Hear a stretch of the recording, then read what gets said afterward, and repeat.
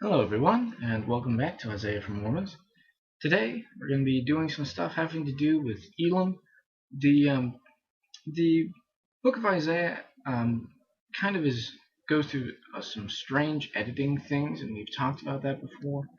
That there's some really weird stuff that sometimes happens, and that's what we're really looking at this chapter.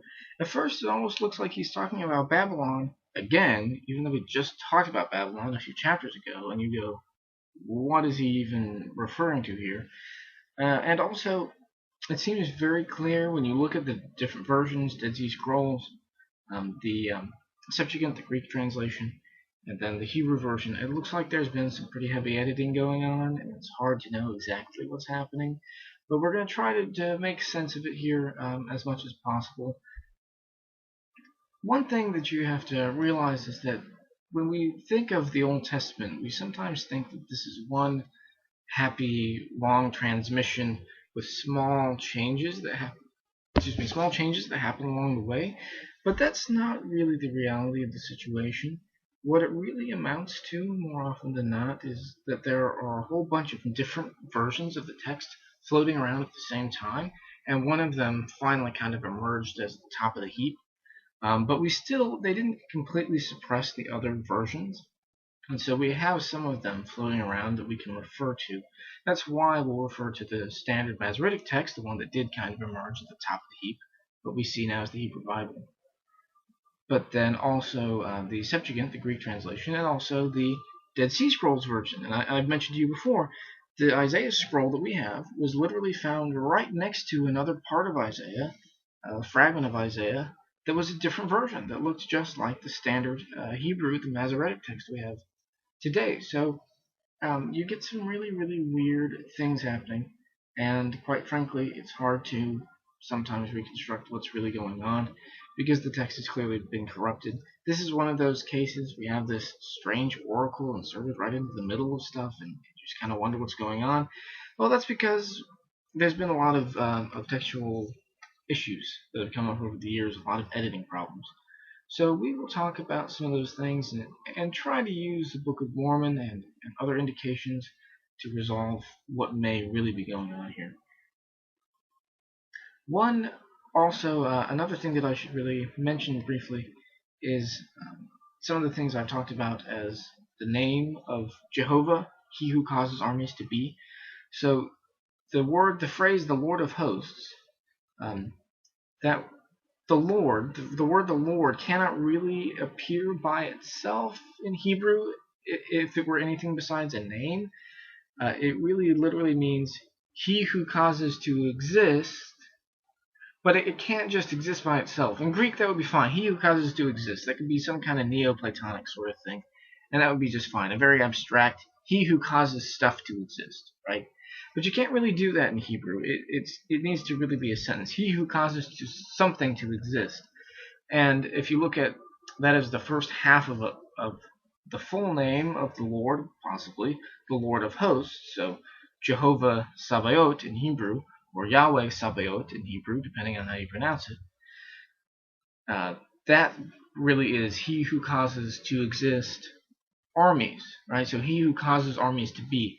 But it's not necessarily he's the one who causes all armies to be. When you look at the Psalms, that's not really the implication.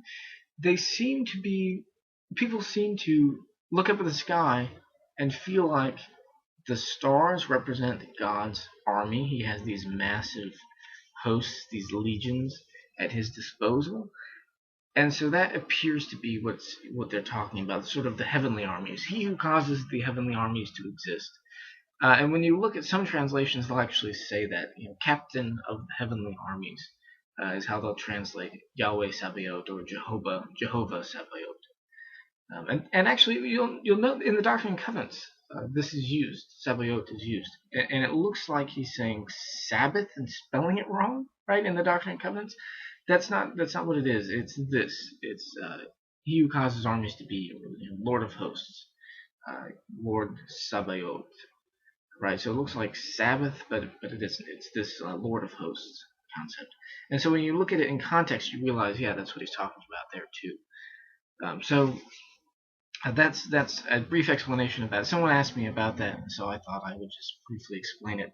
And we'll be seeing more of that kind of imagery today when we talk about the Elamites. Most headings talk about this as a burden against Babylon, which it is kind of. It says Babylon is fallen, so clearly it's about Babylon. But also, really, it's mostly about the Elamites. And so that's one thing recent archaeological discoveries have made clear to us, that we should probably look at this actually as being about the Elamites more than about the Babylonians. And this makes sense also with Isaiah's geographic expansion, right? He's been talking about stuff close to home, and then he's spread out more to Egypt and sort of Nubia, and then he's spreading out even more to places way south of Nubia, and now we're spreading out even more all the way over until we get to Elam, which is in sort of western Iran, that area, in sort of western Persia. So that's the area we are at right now. So he keeps expanding and expanding outward to show that there's nowhere the Israelites can go where God isn't there and where God doesn't sort of have his isn't involved in the process. And this is a really big deal. People don't realize how big of a deal this is. We sometimes sweep these oracles to the nations under the rug because it's, like I've said before, it's a little awkward.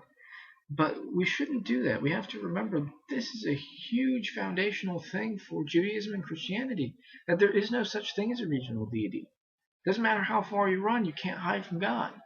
He's always going to be there. And he's the one that's in control of all these different regions. As much as people think it's these other deities, it's not. It's Jehovah. So people view this as something that happened after the Babylonian captivity, but here it's very obvious in the text that's not the case. It's very clear that we're looking at God being established as an international deity. And so that's one of the things, major issues we're going to talk about through all of these sections is God is not just a regional deity. He's an international deity. He's always in control. And one of the major take-homes, I think, for us in the 21st century, we obviously don't view Jehovah as a regional deity, but that idea that he's always in control is, I think, very important. Something for us to remember when it sometimes feels like maybe he's not so much in control. So let's just dive into it here and talk about Isaiah chapter 21. So here in Isaiah 21 it says, "The burden of the desert of the sea. As whirlwinds in the south pass through, so it comes from the desert, from a terrible land. A grievous vision is declared unto me. The treacherous dealer dealeth treacherously, and the spoiler spoileth. Go up, O Elam, besiege, O Media. All the signs thereof have I made to cease. Therefore are my loins filled with pain. Pangs have taken hold upon me as the pangs of a woman that travaileth. I was bowed down at the hearing of it. I was dismayed at the seeing of it. My heart panted, fearfulness affrighted me. The night of my pleasure hath he turned into fear unto me. Prepare the table, watch in the watchtower. Eat, drink, arise, ye princes, and anoint the shields. For thus hath the Lord said unto me, Go, set a watchman, and let him declare what he sees. And he saw a chariot with a couple of horsemen, and a couple of asses, and a chariot of camels, and he hearkened diligently with much heed. And he cried, A lion, my lord, I stand continually upon the watchtower in the daytime, and I am set in my ward whole nights. Behold, here cometh a chariot of men with a couple of horsemen. And he answered and said, Babylon is fallen, and all the graven images of her gods he hath broken under the ground. O my threshing in the corn of my floor, which I have heard of the Lord of hosts, the Lord God of Israel, have I declared unto you. Excuse me, that which I have heard of the Lord of hosts, the God of Israel, have I declared unto you. So that's the first part of this chapter. Once again, seems very strange, and it is very strange because there appears to have been a lot of textual corruption. But let me just try to give you some historical background to make sense of this. So it says, the burden of the desert of the sea. Now, people for a long time thought that this was just referring to Babylon because of things later in the chapter, but I'm not necessarily convinced. It used to be that that the coastline of what is now southern Iraq used to be much farther north.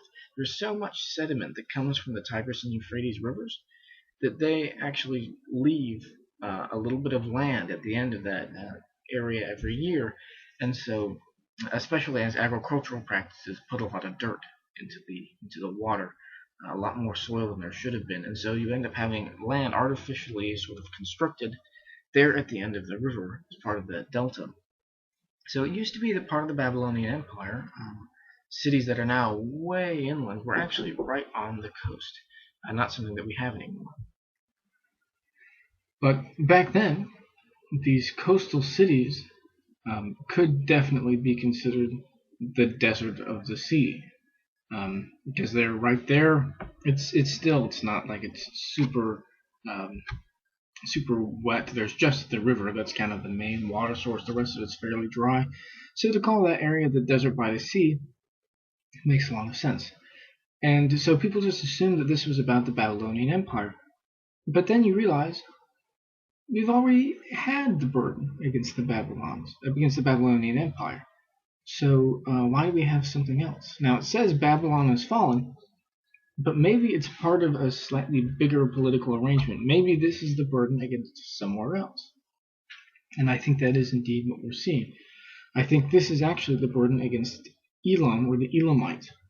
So the Elamites live just kind of in the northeastern coast area near the Persian Gulf. So in what is today western Iran, really just barely east of Iraq, if you guys can picture that. And just barely to the northeast of that, we have the Medians. So the Elamites are these people who literally live in pasture land by the sea, and that's actually what the Dead Sea Scrolls says. The burden of the pasture land by the sea, and the area where they live is kind of steppe country, and so that makes, if it's pasture by the sea rather than desert of the sea, that actually makes a lot more sense. So it's very possible that these guys are actually the Elamites. And so when we look at them as being the Elamites, there are some clues in the text that this might be the case. And actually it sort of makes a lot more sense. So let's just continue here. So the desert of the sea. So it says, as whirlwinds in the south pass through, so it cometh from the desert, from a terrible land. Now, in the south, actually, can be translated as in the south or in the Negev. The Negev desert is south of Jerusalem, and that actually is their word for south. It's the word for the desert is just their word for south. It's like saying went down towards this area. So since that was south of Jerusalem, you always knew if you went towards the Negev, that meant you were going south. So they didn't really have a word for south.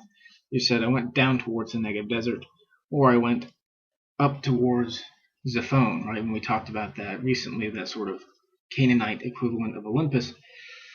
Well, that's their word for north. It's just going towards these different locations. So it says, as whirlwinds in the Negev desert pass through, so it cometh from the desert, from a terrible land. In the Dead Sea Scrolls it says from a distant land. So we have this image of the Elamites, these guys out there in western Iran, and something is coming through the desert towards them like a whirlwind coming out of the Negev desert. Something's coming from a distant land towards them. So here, in verse 2, it says, a grievous vision is declared unto me. The treacherous dealer dealeth treacherously, and the spoiler spoileth. Go up, O Elam, besiege, O Media, all the sighing thereof have I made to cease. So this is kind of interesting that we get this periodically where Isaiah kind of is embodying the pain that these people are feeling. He says the vision is grievous, even to him he's in pain about this vision. So it says the treacherous dealer dealeth treacherously. Well, what does that mean? Basically, the betrayer betrays. Well, when we look at what happened in the Elamite Empire, there's always this back and forth between Elam and Assyria. When you look at Elam, where it is on the map, it's kind of on the very border of where Assyria is. It's just barely kind of east of Assyria's major sphere of influence. Far enough away from Assyria that it's hard for the Assyrians to keep sort of hold on to it, but close enough to be a pain. And so you have this constant back and forth that keeps happening. And so Isaiah actually could be referring to multiple instances here. But I'm going to put my money on the one that happened around 700. Once again, it's hard to say exactly what's going on. But right around 700, you have some things that make me think this is probably what we're looking at. So this guy gets installed at a kind of a puppet emperor for the Assyrians, gets installed on the Babylonian throne right around 700. Then Shutruk Nakohunte II, say that one 10 times fast, the last Elamite to claim the old title, kind of to claim the whole empire. His brother Kalushu killed him, and he very briefly was able to capture the city of Babylon in 694.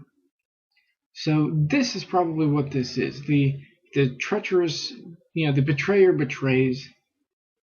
That's probably what we're talking about. He betrayed his brother, killed him, and then he betrayed also the Assyrian Empire by conquering Babylon and taking out the governor, even though they were supposed to have a peace treaty with these guys.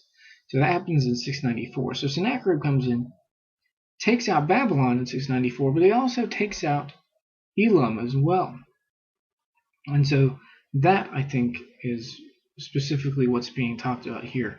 And so this could be some other time, could be 700, could be 689 when something else like this happens. But I think really the events start in 700 and are resolved in 694. And I think that's specifically the time Isaiah is referring to, because he says the betrayer has betrayed.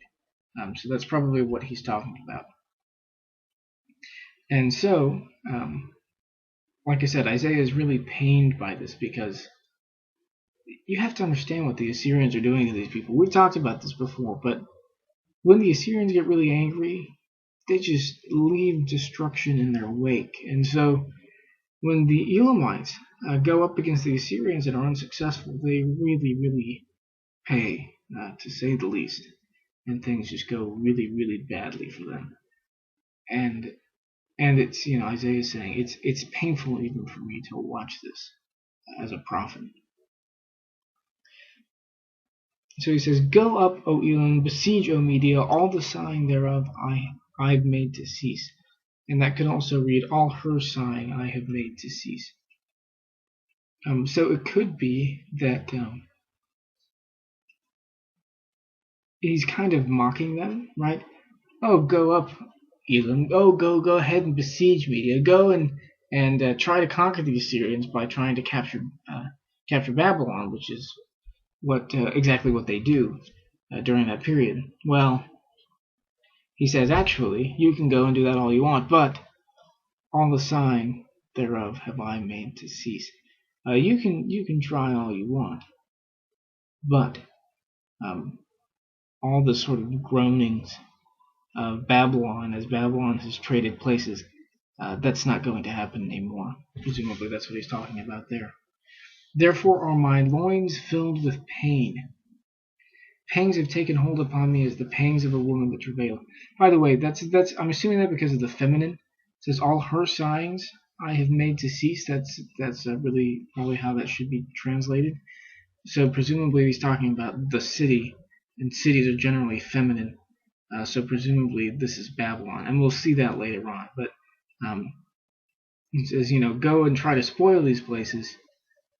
But this is the last time this is going to happen. All the groanings and whinings of Babylon being like, "Oh, come save me, Elam and Media." Well, that's not going to happen anymore. You guys are going to get wiped out so thoroughly that besides maybe one flash in the pan after this, this is not going to happen anymore. I think that's what's implied here. It says, "Therefore Are my loins filled with pain? Pangs have taken hold upon me as the pangs of a woman that travaileth. Once again, if the Book of Mormon is any indication, some of this may be an addition, and I might pull that out, and actually it makes a little bit more sense. The Dead Sea Scrolls seems to paint a slightly different picture. It says, therefore my loins filled with pain. And then I would pull out that short part of the verse and say, I was bowed down at the hearing of it. I was dismayed at the seeing of it. I reeled like a drunken man, is how that might be translated in the Dead Sea Scrolls, that section. So I cannot see as I'm reeling around, right?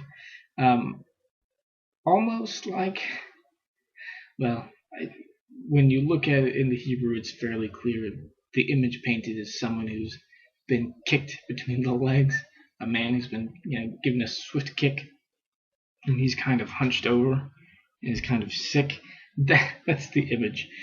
And once again, Isaiah, he's kind of funny. But that's probably what we're looking at here. Kind of a fantastic image, actually, that he's painting, and actually a very apt image, really, of just getting hit where it hurts very quickly by the Assyrians, such that they can't believe it. And yeah, he just really does a good job painting this picture here. But yeah, it's almost like people can't believe how quickly this has happened and how bad things are. So it says, I was bowed down at the hearing of it. I was dismayed at the seeing of it, right? Almost like you instantly sort of buckle over when you get kicked there. My heart panted, fearfulness affrighted me. The night of my pleasure hath he turned into fear unto me. So once again, and this is probably Isaiah, a lot of times he speaks in the first person, but he speaks on behalf of the people that are there. So it's almost like he has switched. Even though he's talking in the first person, he's sort of switched his perspective to the people there out in Elam. I think that's what's happening here. So it's just kind of, so I was bowed down at the hearing of it. I was dismayed at the seeing of it. So these people are amazed at what is happening to them. It says, my heart panted, fearfulness affrighted me. The night of my pleasure hath he turned into fear unto me. And this is what gives the impression he's sort of switched to the Elamites, because in the Dead Sea Scrolls it says, as for my mind, terror has disturbed me, because these images are so terrifying of what has happened to them. The twilight of my desire has turned into shaking with fear for me. So there, what they thought they were just going to spend a nice evening, twilight of my desire, right? They thought they were just going to relax and just hang out in the evening. Well, that's not what happens. In 5, we see exactly what does happen. Prepare the table, watch in the watchtower, eat, drink. Arise, ye princes, and anoint the shield. Well, in the Dead Sea Scrolls, we actually get something more like, they're setting tables. They're laying out rugs to lay down and eat. They eat, they drink. Get up, you idiots. Don't sit there and just eat some banquet. The enemy's coming in on you. Get up, oil your shields, go to battle. You don't have time to lay there on your nice Persian rugs and eat dinner. You have to deal with the enemy, right? And so they're so surprised by this attack that they're still just going around in business as usual, laying down on their nice little Persian rugs, eating dinner. And it's like, are you kidding me? Get up! You have to defend yourself, right? So that's the picture being painted here. Kind of fabulous. Once again, Isaiah is kind of hilarious. Oil the shields. That you may have noticed that. It seems kind of strange. Why do you have to oil shields? Well, back then, shields were not were not the metal things we think of as being in the Middle Ages. These big, kind of unwieldy metal shields. That was very uncommon. Metal was going to be much more useful to you as a sword or a spear, but you did have shields that were made a lot of times out of wood with really tough hide overlays on the outside. But if you didn't keep them oiled, they would sometimes shrink. I don't know how many of you have had like a leather jacket or something like that, or even good leather shoes, but you have to continuously maintain them with something like that, some kind of an oil, um, to keep them from going bad. So that's the idea here, I think. Get up, oil the shields. You have these hide shields overlaying this wooden this wooden structure overlaid with these hides, so that especially when arrows and stones hit it, the arrows just stick in it, and it's not really a big deal. It doesn't go through and hit you. So I think that's what he's talking about. You guys are sitting here laying down your rugs. You guys need to be getting up and oiling your shields. The enemy is upon you. You don't have time to sit down for your nice little dinner. For this is what the Lord has said unto me. This is in the next verse. For thus saith the Lord unto me, Go set a watchman. Let him declare what he seeth. So he says, you don't have time to do this. Go oil the shields. Because God has said to me, you need to set up a watchman and let him tell you what he's seeing. Because presumably the Elamites are laying down, assuming that everything is going just fine. Now remember what has happened here. The Elamites have set an army ahead to go with some other allies to take out the Assyrians. Well, but it doesn't really work very well. They very briefly take Babylon, but then Babylon gets retaken, and then the Assyrian Empire wreaks swift vengeance upon the Elamites. So they're laying down to eat dinner, thinking their army has been successful in Babylon and everything is hunky-dory. Isaiah says, no. You shouldn't be laying down eating dinner on your nice Persian rugs. You need to get up and oil those shields, because the enemy is going to be upon you. He says, and so that's why he says, For thus saith the Lord to me, Go set a watchman, and let him declare what he seeth. And he saw a chariot with a couple of horsemen, a chariot of asses, and a chariot of camels, and he hearkened diligently with much heed.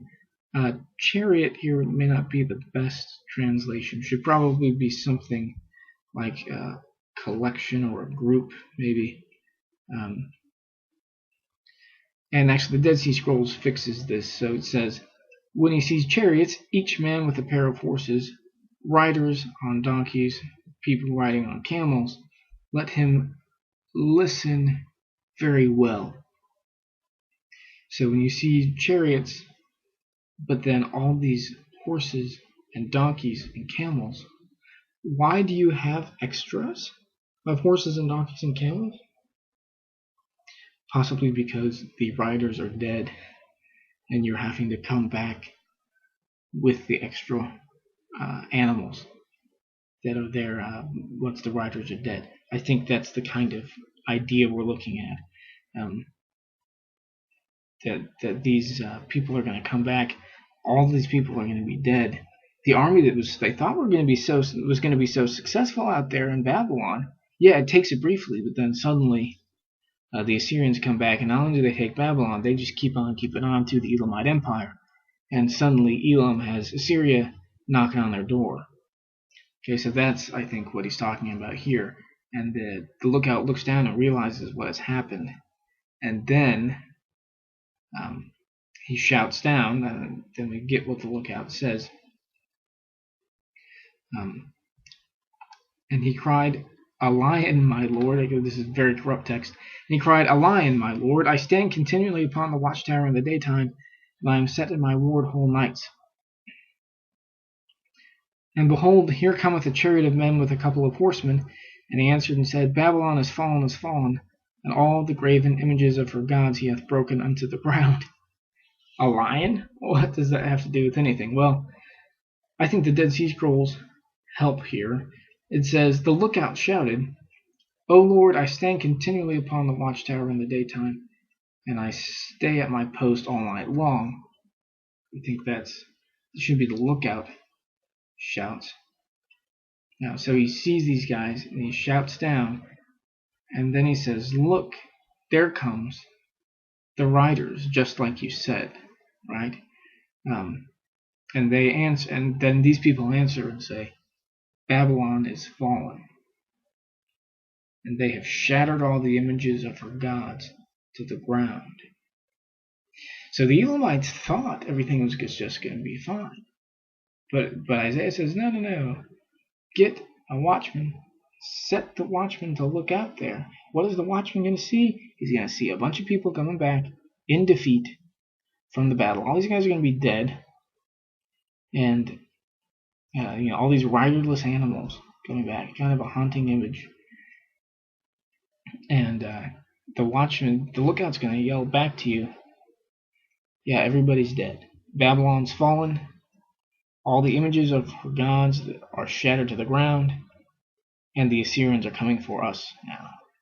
So that's why the watchman, right? If this was Babylon, why would you need somebody to come tell you Babylon had fallen, right? So he mocks them in verse 2. He says, yeah, go ahead, Elam. Go lay siege, Media. But it isn't going to do you a lick of good. You can go up and do that. But I'm the one that's bringing an end to all the groaning she's caused, right? I'm the one that's going to make this happen. This back and forth thing, it isn't going to happen anymore. Babylon's going to fall, and then you guys are going to fall in swift succession. And that is actually literally exactly what happened. And then this part is very difficult. It's kind of like might as well just be tossing a coin to know how to interpret this. I'm going to do the best I can. But the text is different in the Greek version and in the Hebrew version and in the Dead Sea Scrolls version. So this text is clearly corrupt. Once again, I would have loved to have had the Book of Mormon for this section, but we do the best with what we can. So it says, I'm going to go with some of the older readings of the words here.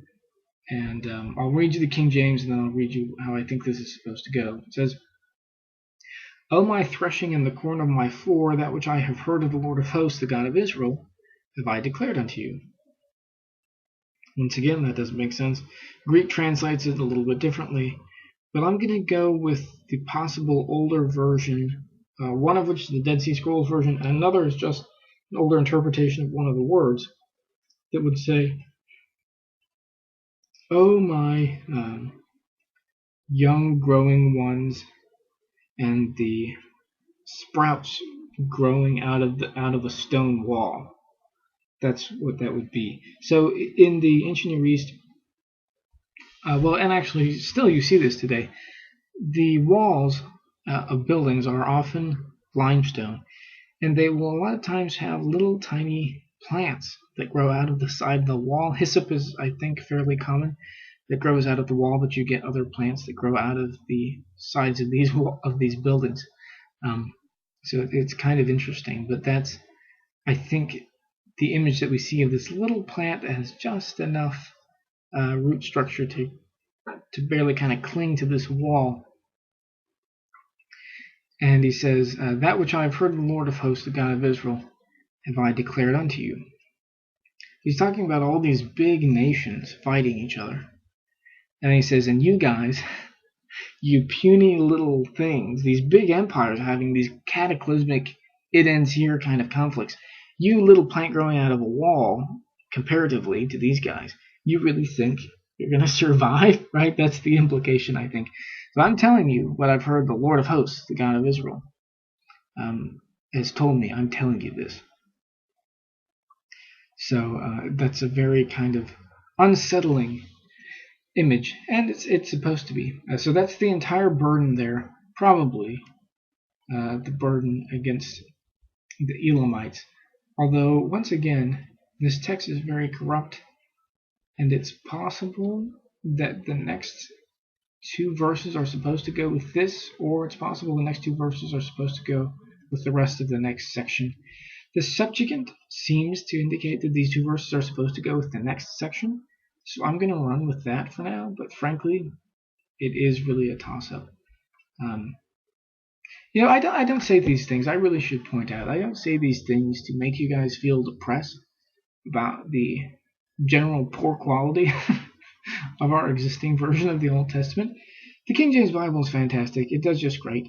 The standard Hebrew text that we have is just fine. But it's only just fine because we have the Book of Mormon and the Pearl of Great Price. and the Joseph Smith translation. Once you have those things, you can figure most everything out, and the handful of things you can't figure out, that's okay. We've got a lot of other stuff to help fill in the picture. So I don't want you guys to feel depressed or throw up your hands and say, it's hopeless. The Old Testament text is so corrupt. There's nothing we can do. How can we possibly study it? Why should we bother? That's not what I want you to take home from this. I want you to realize that it's okay. Because of the Joseph Smith translation in the Book of Mormon and Modern Revelation, we have a very good understanding of this. Actually, there are a few details that we still have problems with. But because of those things, even though the text has major problems, is very corrupt, we can still basically figure things out. So I just want to be honest with you and tell you when the text is very difficult and why it doesn't make a lot of sense because of editing problems, frankly. But I want you to realize that we shouldn't throw up our hands and say the Old Testament is hopeless, as some people did actually in antiquity. Some people completely threw out the Old Testament. But I say, no, we shouldn't do that. We can do this. We just have to do it with modern day revelation. So let's just, with that optimistic view in mind, let's dive into verse 11 here. So the King James Version, I won't be using much of the Hebrew versions of this. Mostly I'm going to get this from the Septuagint, which does a surprisingly good job of it. But the King James says, the burden of Duma. He called to me out of Seir, Watchman, what of the night? Watchman, what of the night? The watchman said, the morning cometh, and also the night. If ye will inquire ye, return, come. The burden upon Arabia. In the forest in Arabia shall ye lodge, O ye traveling companies of Dedanim. The inhabitants of the land of Tema brought water to him that was thirsty. They prevented with their bread him that fled. For they fled from the swords, from the drawn sword and the bent bow, and from the bent bow, and from the grievousness of war. For thus hath the Lord said unto me, within a year according to the years of a hireling, and all the glory of Kedar shall fall, and the residue of the numbers of archers, the mighty men of the children of Kedar shall be diminished, for the Lord God of Israel has spoken it. So this appears to be two different burdens against different nations. Duma and Arabia, presumably Idumea, and then Arabia. But when you look at the Dead Sea Scrolls and at the Septuagint, you realize that this may actually not be that simple. It is more likely to be actually one burden, but because of a translation problem, they thought that it was supposed to be two. So it says the burden of Duma.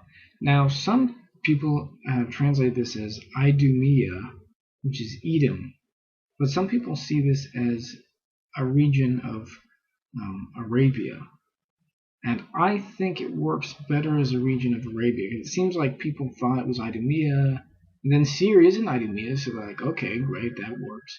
And then when they got to 13, they were talking about a different area, and so they thought they must have switched to Arabia, so they write in something, the burden upon Arabia, thinking that they've switched, and that someone forgot to label it. But, thankfully, the Septuagint preserves something that makes me think that's not the case. So Duma is probably just a place in what is today Arabia. So the burden of Duma. He called to me out of Seir, but then how do you explain that Seir, which is in Edom, right? And Edom is just kind of in sort of the southern Jordan area. Should be that area. So he called to me out of Seir. So probably what's happening is, yeah, some of this is as armies go down farther south, people are calling, our messengers are coming out of Seir and Idumea, and they're going south. But then you say, watchman, what of the night? The morning comes, the night comes. What's going on? Well, the Septuagint probably preserves the better reading here. So messengers are coming out of Idumea. They're going south to warn people, because as the Syrians are coming from the north, these people are running south to warn the people down in Arabia about what's going on. So there's the vision concerning, and then this probably should be Duma. He calls to me from Seir, guard the battlements. So that's completely different. So guard the battlements. I guard them in the morning and at night. So I'm guarding these battlements all day long.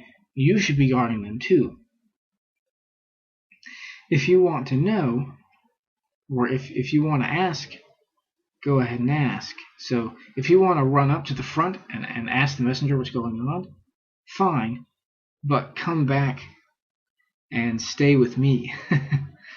That's what it looks like. So everybody is here guarding the battlements. They're all really anxious about the messengers coming from the north, coming from Seir. If you want to, people say, okay, if you want to go check and see, fine, but come back and stay with me. But then Isaiah shifts a little bit, and he says, in the evening. So this, instead of the burning against the Arabs, it's in the evening, so it's completely different. In the evening, you'll lie down in the brush on the road going down to Dedan.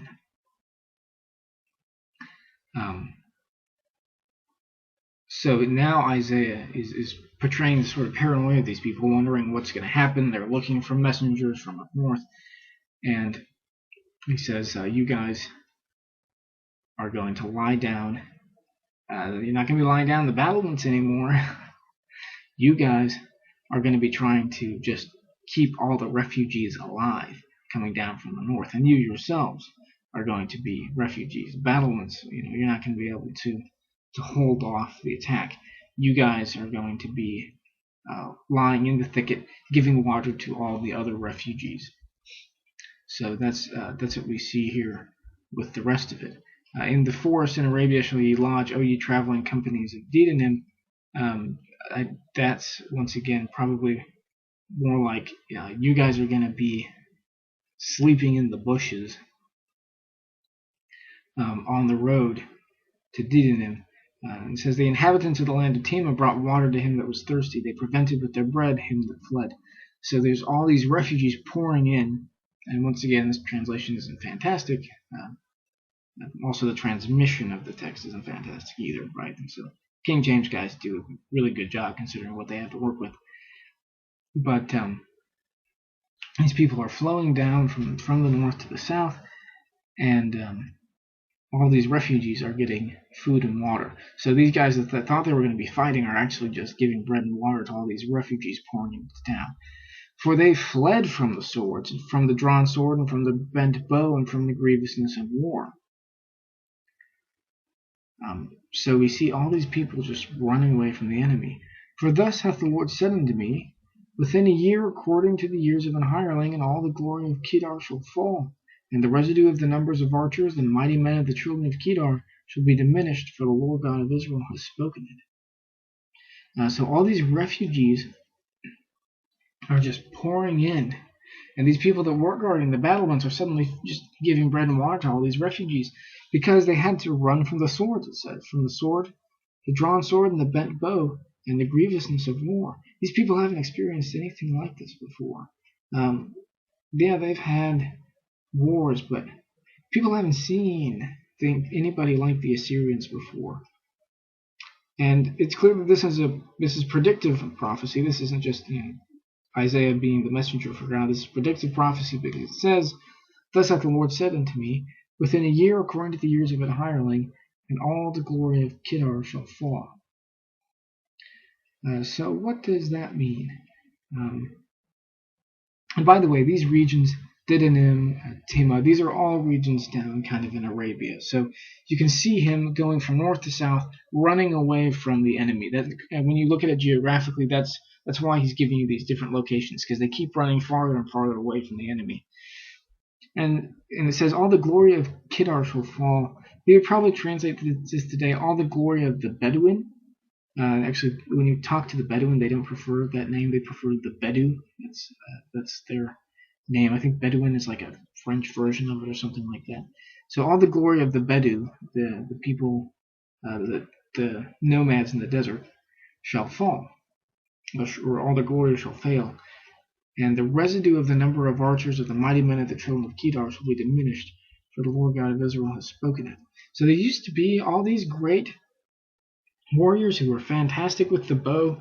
And in fact, a lot of this harkens back to Ishmael. This is Ishmael's territory, and he was told that he would be great and good with a good archer, good with a bow and stuff like that. But even what they're traditionally supposed to be good at has failed them now, and they've just become refugees. They can't stand up to the Assyrians, and they're all just fleeing as refugees now from the enemy. And their excellent archery skills have failed them. And it says, "The mighty men of the children of Kedar shall be diminished, for the Lord God of Israel has spoken it." So that's the end of the chapter there. It's kind of once again, kind of a very textually corrupt chapter. But the idea is very important that that nobody really escapes. Everybody is running from the Assyrians, and even those that thought that they were so great that they could come in and like the Elamites, they come in and then they send the army off and then they go eat dinner. They're not concerned at all, right? Their arrogance has just convinced them that everything's going to be just fine, and then the messengers come back and say, "Actually, guys, didn't work out quite as well as you would have hoped." And I think that this is really, why does Isaiah keep doing this, right? We've seen this over and over again. He's going to continue to do it for a few more chapters. But I think it's so important because Isaiah is an equal opportunity prophet. He calls out arrogance wherever he sees it. All these people thought that they were so great, that their gods were the best. They were so arrogant, they just assumed that everything was going to be fine, no matter what. And God says, "No, children of Israel and Judah, it doesn't matter how far you run, you can't run away from me. I'm the God of the whole earth. I know exactly what's going to happen to all these other nations, and I'll tell you what, none of these other nations' gods are going to be strong enough to protect them against the Assyrians. You have nowhere to run. You can't even run to the ends of the earth." He's talked about Elam and Arabia, right? He's been going in concentric circles farther and farther away from Israel and Judah, and he's gone to the ends of the earth, really.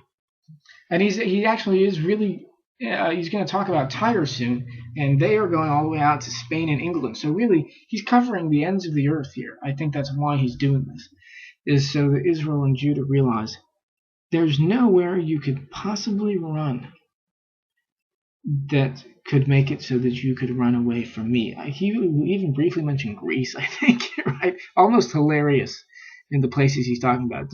Talking about way far south in Eastern Africa, There's literally nowhere they can run where they can run away from God. And on the one hand, it's supposed to get them to repent, but on the other hand, that's comforting. Yeah, there's nowhere you can run where God isn't going to find you. And if you've done bad things, you're going to pay no matter where you run. Because these other gods aren't gods. Or at least they do a terrible, terrible job of it. And so these so-called gods can't protect them from the Assyrians.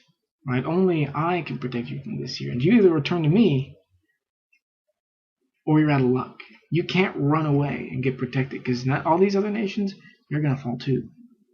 So, Isaiah really is speaking out against arrogance. The arrogance of Israel and Judah, the arrogance of these other nations. He says, righteousness is your only hope. But on the flip side, imagine yourself, this is maybe years later after this has happened, the Assyrian threat is long past, the Babylonians have come in, and you've been dragged away to the ends of the earth. And then you remember this, and you realize there was no place that these guys could run to escape God. But doesn't that imply that there's no place where our enemies could possibly take us, where God will not hear our prayers and answer them? And that is, even in the midst of all this carnage, that's the hope that people would have drawn out of this. And here in the 21st century, can't we say the same? It doesn't matter how far away we are in the world. It doesn't matter how far away we may feel from God. He is always there. He is the God of the whole earth. There's no place where we can possibly go, mentally, physically, or spiritually, where He can't come and bring us back. And I think that's the point. And like I said, we'll continue with this concentric circles later on and get as far away as possible from Israel and Judah. But I think as we look at these burdens against the nations, I think that's the point. There's nowhere we can possibly go where God can't get us. So anyway, that's Isaiah 21. We'll be up into 22 last time, coming up on the end of the burdens against the nations. So we will see you guys next time.